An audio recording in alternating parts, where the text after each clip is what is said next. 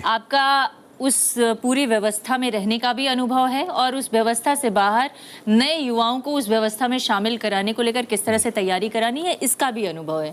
मैं ये जानना चाहती हूँ कि जो अभी तक जो 2011 तक व्यवस्था चली आ रही थी, उसमें और इसमें ऐसा क्या बड़ा अंतर आ गया, और उस अंतर को इंगित करने को लेकर और अपने सवाल को उठाने के लेकर क्या आप लोग यूपीएससी तक कभी गए? क्या कभी यूपीएससी की तरफ से कोई जवाब मिला, कोई उनका सकारात्मक आंसर मिला है आप लोगों को? जी, मैं पहले इस बात का जवाब देता हूँ आपकी। 2011 के बाद असल में हुआ ये कि प्रीलिम्स ह्यूमैनिटीज़ के बच्चों के लिए, नॉन इंग्लिश बच्चों के लिए बहुत मुश्किल हो गया। और वो ऐसा है कि समय कम है, टेक्निकली उसको समझेंगे तो प्रैक्टिकल बात यह है कि कोई बच्चा जिसको इंग्लिश बहुत अच्छी नहीं आती वो उसमें क्वालिफाई कर ही नहीं सकता है। मैं इस पर सैद्धांतिक पक्ष पे भी आऊँगा। वो तो मेडिकल और इंजीनियरिंग के एग्जाम में भी प्रॉब्लम होती है। मेडिकल व्यक्ति को, इंजीनियर व्यक्ति को आम आदमी से बात नहीं करनी है। पुलिस के आदमी को, आईएएस को आम आदमी से बात करनी है। जो व्यक्ति आईएएस बनेगा, मेडिकल के आदमी को आम आदमी से बात नहीं करनी है, क्या बात कर रहे हैं? ठीक है, बात करनी है, लेकिन उसके लिए उतना महत्वपूर्ण नहीं है। एक आईएएस व्यक्ति को पूरे जिले को संभालना है, जिले के हर वंचित वर्ग की समस्याओं को सुनना है। वो सिर्फ अंग्रेजी जानता है, वो आदमी इस पे आ रहा हूँ, आप मुझे जवाब दीजिए, टाइम दीजिए सर। आपकी कुछ बातों का मैं जवाब दे रहा हूँ, आप उसको क्रॉस कीजिएगा। आपने पहली बात ये की कि जब भी कोई चेंज होता है हंगामा होता है हमारे देश में, ऐसा है। यूपीएससी में 93 में चेंज हुआ, एसए आया, कोई हंगामा नहीं हुआ। 2000 में सिलेबस चेंज हुआ, कोई हंगामा नहीं हुआ। 2008 में सिलेबस चेंज हुआ, कोई हंगामा नहीं हुआ। 2010 में नेगेटिव मार्किंग आई, कोई हंगामा नहीं हुआ। 2011 में क्यों हुआ? 2013 में क्यों हुआ? 2013 में 3 चेंजेस वो लोग लेके आए मेंस में। उनमें से 2 चेंजेस उन्हें क्यों वापस करने पड़े लोकसभा के दबाव के बाद? चेंजेस क्या थे आप सुनिए उसको। उन्होंने चेंज किया कि मेन एग्जाम में इंग्लिश के पेपर के नंबर जुड़ेंगे और हिंदी के नहीं जुड़ेंगे। इसका क्या लॉजिक हो सकता है? मैंने अपोज किया स्ट्रांगली। आपने अपोज किया, उसके बाद भी यूपीएससी ने किया। उसके बाद तो चेंज हुआ। पर आपके उन्होंने कहा अंग्रेजी का मार्क गिना जाएगा, हिंदी का नहीं गिना। हमने कहा नहीं, या दोनों को गिनाओ या दोनों को मत गिनाओ। सर सॉरी, लेकिन आपके अपोज करने से हटा नहीं, वो हटा लोकसभा से। उनको पॉलिटिक्स से आके खारिज कर रहे हैं। पॉलिटिक्स नहीं बचाया हम लोगों को। इंग्लिश के नंबर क्यों जुड़ने चाहिए, हिंदी के क्यों नहीं जुड़ने चाहिए? एक आदमी को इंग्लिश में फाइलें बनानी है, उसको हिंदी में आम आदमी से बात करनी है। लोकतंत्र में सिविल सेवक को आम आदमी से बात करने में और फाइल बनाने में ज़्यादा महत्वपूर्ण काम क्या है? अगर वो आम आदमी से बात नहीं करेगा तो फाइल से क्या कर लेगा? दूसरी बात, उन्होंने कहा सिर्फ आम आदमी के लिए नहीं, क्योंकि उसे फॉरेन सर्विसेज को में भी जाना होता है और देश दुनिया में भी रिप्रेजेंट करना होता है। उत्तर प्रदेश पीसीएस में एक नियम है कि सारा एग्जाम है, कुछ पोस्ट के लिए स्पेशल एलिजिबिलिटीज हैं। आईएफएस के लिए बना दीजिए, क्या दिक्कत है?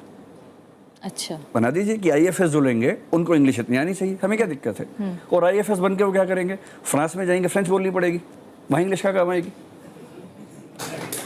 जब वो लैटिन अमेरिका में जाएंगे, इंग्लिश कौन बोलेगा? इंग्लिश कितने देशों में बोली जाती है? अफगानिस्तान जाके क्या बोलेंगे? उनको फिर लैंग्वेज सीखनी पड़ती है वहाँ पर। आईएफएस में भी काट रहे हैं, वो लैंग्वेज सीखते हैं। आईएएस का बच्चा हिंदी मीडियम का, मेरा एक मित्र तमिलनाडु में डीआईजी है हिंदी माध्यम से, उसको इंग्लिश बहुत कम आती है। हिंदी माध्यम में था, तमिलनाडु गया, अब वो तमिल लोगों से अच्छी तमिल बोलता है और इंग्लिश भी बोलता है। जब माहौल मिलेगा तो भाषा सीख लेंगे। भाषा कोई जेनेटिक पार्ट तो है नहीं। एक अच्छे माहौल में इंग्लैंड का खराब से खराब बच्चा इंग्लिश बोल लेता है, इसलिए बोलते हैं कि उसको माहौल मिलता है।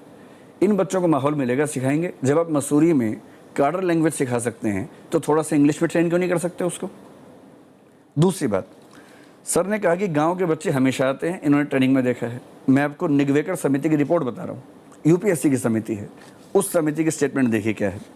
सीसेट शहरी क्षेत्रों के अंग्रेजी माध्यम के प्रतियोगियों को फायदा पहुंचाता है तथा ग्रामीण क्षेत्र के प्रतियोगियों के लिए कठिनाई पैदा करता है। ये निगवेकर समिति कह रही है, यूपीएससी की समिति है। मैं आपको बता रहा हूँ, मैंने कहा इंट्रिंसिक एबिलिटी उतनी ही है जितना शेयर कर, वो लेकिन उस एबिलिटी को उनका मौका मिला तो उतनी वो मौका ही नहीं देंगे, व्यक्त होने का मौका नहीं देंगे तो कैसे होगा? एजुकेशन पॉलिसी बदली आप। तीसरी बात सर ने कही कि यूपीएससी पर दाग नहीं है। 2011 और 13 में दाग लगे हैं, साफ साफ लगे हैं। मैं साजिश कह रहा हूँ, कठोर शब्द है, मैं साबित करने में। लेकिन वो तो 2011 के बाद ही ये सारी व्यवस्था आई। उसके पहले भी लगे हैं मैडम दाग, वो दाग बाहर नहीं आए हैं। मेरा ख्याल है ये मंच ठीक नहीं है बताने के लिए, अगर आप चाहें तो बता सकता हूँ।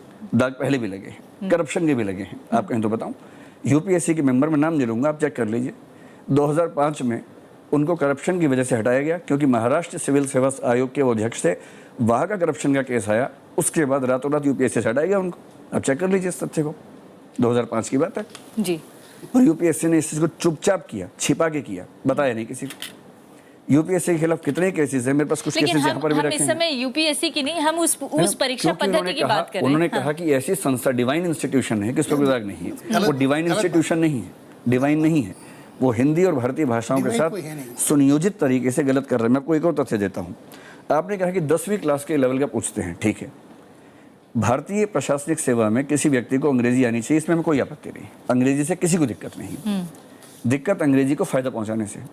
आप अंग्रेजी के 30 नंबर के सवाल पूछ रहे हैं, 40 की ओर पूछ रहे हैं। मैं आपको दो ऑप्शन देता हूँ। गलत है वो। मैं आपको दो ऑप्शन देता हूँ। मेरा दौर में यही आर्ग्यूमेंट था कि मार्क सबको मिले, लैंग्वेज को मिले या किसी को ना मिले। सर मैं विकल्प बता रहा हूँ। आप सी सेट में 10 क्वेश्चन रखवाइए जो केवल हिंदी में आते हो, हमें कोई दिक्कत नहीं है उसमें। अगर आप 8 क्वेश्चन इंग्लिश के रखवा रहे हैं, 10 हिंदी का मतलब हिंदी, तमिल, तेलुगु सब में हो, वो इंग्लिश में ना हो, तब बराबर हो जाएगा। कॉम्प्रीहेंशन जो इंग्लिश से हिंदी में अनुवाद होता है, अब इसका उल्टा कर दीजिए एक बार, पूछिए सबसे, हिंदी में बने कॉम्प्रीहेंशन, उसका इंग्लिश में ट्रांसलेशन हो, फिर तो करवा आप के ये देखिए। बता रहे हैं कि ये जो भी परीक्षा पद्धति लाई गई सीसेट के थ्रू वो गलत थी। तो अब ये बताइए कि वैकल्पिक पद्धति ऐसी क्या हो जो बेहतर हो? एकदम क्या simple। जो पुरानी पद्धति चली आ रही थी वो ज्यादा बेहतर थी? आप ये पुरानी मानते पद्धति हैं? तो अब कोई स्वीकार नहीं करेगा। हाँ। नई पद्धति में ही संशोधन करना पड़ेगा, क्योंकि पुरानी पद्धति में दिक्कत क्या थी, बहुत सारे विषय थे, सबकी जो स्केलिंग थी बहुत मुश्किल थी। ये बात यूपीएससी ने देख के चेंज की, उसमें हमें दिक्कत नहीं है, इन बच्चों को भी दिक्कत नहीं। एक सिंपल तरीका है, हम केवल सी सेट में 2 संशोधन चाहते हैं। एक तो जितने भी क्वेश्चन जो कि 40-80 में से 50% हैं, उन क्वेश्चंस में लैंग्वेज रोल प्ले कर रही है, उनको हटा लिया जाए। दूसरा, जो बाकी क्वेश्चन है उनका अनुपात ठीक करके एक ही पेपर बना दिया जाए। जैसे मान लीजिए 150 प्रश्न हो, 100 की बजाय 100 और 80 की बजाय एक ही पेपर हो 150 प्रश्नों का, 100 जीएस के हैं वैसे ही रहे। 20 क्वेश्चन डिसीजन मेकिंग के हो, जो भी 8 ही क्वेश्चन आते हैं, वो पूछना चाहिए कि ये सिचुएशन है, आप क्या फैसला करेंगे। एक आईएएस को फैसले ही तो करने, वो 8 ही सवाल पूछते हैं और कम करते जा रहे हैं, 9, 8, 7, 6 ऐसे कर रहे हैं, उसको बढ़ाना चाहिए। जो मैथ्स और रीजनिंग है उसको 15-15 सवाल कर दें, 20 डिसीजन मेकिंग कर दें, 100 जीएस कर दें, इस पर कोई आपत्ति नहीं करेगा। मतलब ये आपके किसी पास बच्चे एक को इंग्लिश खाका से है, दिक्कत नहीं। आपके पास एक खाका है ये और खाका मनोज जी के पास भी है, भारत सरकार के पास भी है, इन बच्चों ने दिया है, सबके पास वो खाका है। एक अंतिम बात मैं और करूंगा, उसके बाद खत्म कर देंगे। वो कह रहे हैं कि हाई क्वालिटी हमें चाहिए। मैं आपको अमेरिका की रिपोर्ट्स बताता हूँ, कुछ वो रिपोर्ट्स मेरे पास हैं। अमेरिका में इंटेलिजेंस के टेस्ट बहुत सारे हुए, बाद में देखा गया कि ब्लैक बच्चे हमेशा उससे पीछे रह जाते हैं। तो फिर रिसर्च हुई इस पर, सोशियोलॉजी के डिपार्टमेंट से रिसर्च की। बाद में निष्कर्ष निकला कि जब भी किसी आईक्यू टेस्ट में लैंग्वेज केंद्र में आएगी, वो उसी वर्ग को फ़ायदा पहुंचाएगी जो उस लैंग्वेज को ठीक से जानते हैं, जिसकी मातृभाषा है। मैथ्स अगर होगा तो उन बच्चों को फ़ायदा पहुंचाएगा जो अमूर्त चिंतन करने की क्षमता ज़्यादा रखते हैं। एक एग्जाम्पल दिया गया, आप सारे बच्चों से पूछे कि चिड़िया क्या बोल रही है, इसका मतलब बताओ। ट्राइबल बच्चा सबसे पहले बता देगा, शहर का बच्चा बता के दिखा दे। क्या वो इंटेलिजेंट नहीं है? इंटेलिजेंस से दिक्कत नहीं है सर, दिक्कत इंटेलिजेंस की टेस्टिंग के एक पक्ष में झुके होने से। नहीं, लेकिन ये अब तो टेस्ट हमेशा कीजिए। ही होगा, ये तो सवाल हमेशा ही आएगा ना कि एक पक्ष, मतलब दोनों पक्षों को या सभी पक्षों को बैलेंस कैसे किया जाए। अगर मान लीजिए आप ट्राइबल के पक्ष में बनाएंगे तो शहरी बच्चे के साथ नाइंसाफी हो जाएगी, शहरी के पक्ष में बनाएंगे तो ट्राइबल बच्चे के साथ नाइंसाफी हो जाएगी। सीसेट की बात करते हैं, जीएस में ह्यूमैनिटीज के बच्चे कंफर्टेबल हैं थोड़ा सा, उसमें भी 20 क्वेश्चन साइंस के हैं 100 में से, उसमें हम मानते हैं कि वो कंफर्टेबल नहीं है। 80 सवाल में से कोई मर भी जाएगा तो 40-45 के ऊपर नहीं जा सकता है।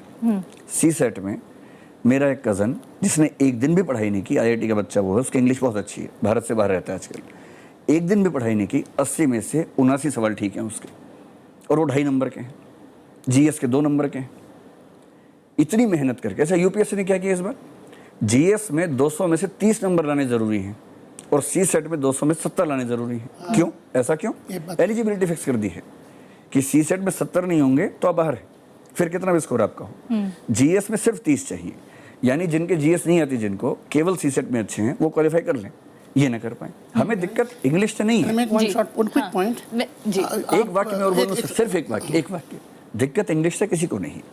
इंग्लिश तो मेंस पे टेस्ट होता ही है, 1979 से इंग्लिश का क्वालिफाइंग पेपर मेंस में है, सब बच्चे दे रहे हैं। आज तक किसने आंदोलन किया इस बात पर? कोई नहीं करता जी। इंग्लिश का भी, भारतीय भाषा का भी। आपकी बात पूरी हो गई। प्रीलिम्स में नहीं होना चाहिए। मुझको मैं मन में था कि अब अपोजिशन, मेरा मन साफ हो गया है। Issue is don't throw the baby with the bath water. We got a system here है, प्रॉब्लम्स हैं, उसको सुधारना। अंग्रेजी में बोल दिया, हमको समझ में नहीं आया क्या। उसको सुधार दो उसको, जो मिनिमम चेंजेस आपको करना हो आप कर लो, जो करना हो कीजिएगा। नहीं, आप सुनिए, आप आके टाइम में मद्रास में बोलेंगे, हम कहलवाएंगे, आप तमिल में जब तक नहीं बोलेंगे मत बोलिएगा यहाँ, ऐसा मत कहिएगा। इस देश में कई कंट्रीज हैं, इस देश में ऐसा मत बोलिएगा। अब वो टीवी प्रोग्राम में हर जगह पे होता है, तमिलनाडु आप नहीं जा पाएंगे, बात नहीं कर पाएंगे वहाँ, इसलिए मैं कह रहा हूँ। नहीं सर, जाता हूँ, समझता हूँ। नहीं, आगे हम जाके खुद आएंगे, बताएंगे कि आप तमिल में बोलो, तब तक नहीं बोलने देंगे आपको। तो इसलिए हाँ, ऐसा नहीं, कई एक्सपर्ट्स हैं बैठ के किए हैं, ये आसान से साजिश, कॉन्स्पिरेसी वगैरह कहना, वर्ड्स वगैरह शोभा नहीं लगता है, सोच के करना पड़ेगा। ये ऐसी इंस्टीट्यूशन में, ये नहीं कह रहा हूँ कि मैं नहीं कह रहा हूँ कि डिवाइन इंस्टीट्यूशन है, ऐसा इंस्टीट्यूशन है जिसको जनरली रिस्पेक्टेबिलिटी है, माना जाता है, देयरफॉर एलिगेशंस मत कीजिए। सर एक छोटी सी बात, आप जवाब दीजिए मेरी बात का। सर एक तथ्य बता रहा हूँ, आप जवाब दे दीजिए। जिस व्यक्ति, मैं नाम नहीं बोलता, मैं नाम नहीं बोलूंगा, जिस व्यक्ति ने सीसेट को लाने के लिए यूपीएससी को सलाह दी, कमेटी में था, सीसेट के खिलाफ एक केस हुआ, पब्लिक इंटरेस्ट लिटिगेशन हुई, अतुल कोठारी जी ने की। उसके बाद हाई कोर्ट ने आदेश दिया कि आप एक कमेटी बनाइए, सीसेट ठीक है गलत। यूपीएससी ने कमेटी बनाई, उस कमेटी में 3 मेंबर्स में से एक उसी को रखा जिसने सलाह दी थी। इसका क्या करें? मैं नाम नहीं बोल रहा उस व्यक्ति का, मैं कुछ नहीं कहूंगा। ये इससे क्या देखिए, मैं आप उस कमेटी में बीके शर्मा जी को रखिए, सुप्रीम कोर्ट में हर चीज में ब्रज किशोर शर्मा जी लॉ सेक्रेटरी रहे हैं, वो हिंदी भाषा के समर्थक।